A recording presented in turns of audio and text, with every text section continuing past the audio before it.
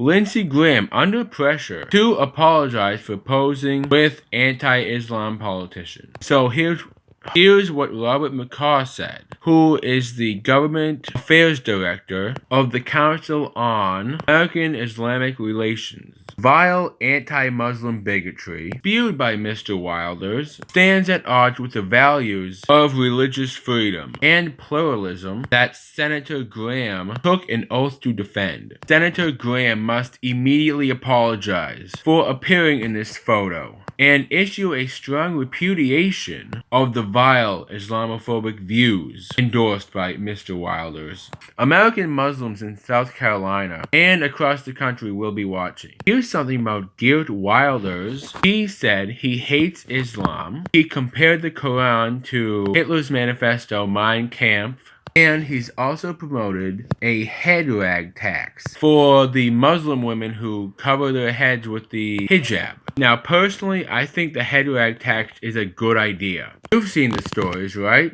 A Muslim woman gets arrested. The police officer tells her that you need to take the headscarf off, otherwise we can't get an accurate picture of you. The Muslim woman sues. It's just a fucking hassle.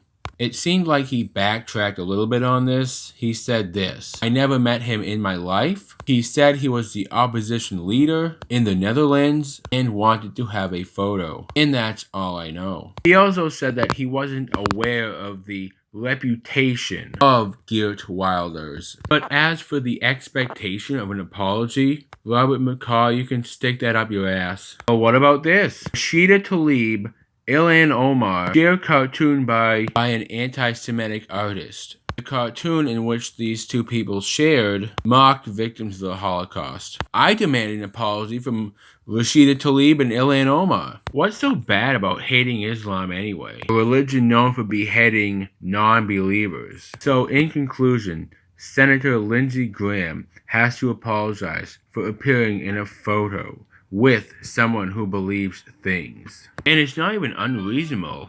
The things he says and the things he believes, not even that unreasonable. I mean, hating a religion that promotes beheading to non-believers, that's not outlandish.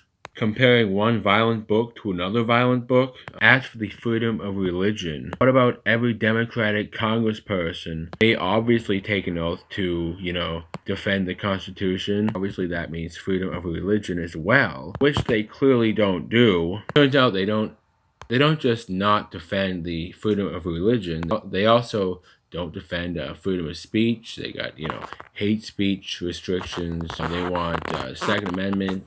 Like between you and me, I don't think they defend much of the Constitution. I mean, the number of times Democrats have violated the Constitution. I mean, this one time Lindsey Graham takes a fucking photo with some guy who says reasonable things, expected to apologize. I think it definitely more than balances out. Countless numbers of times violating the Constitution versus one time supposedly violating religious freedom. Ridiculous, asinine, absurd.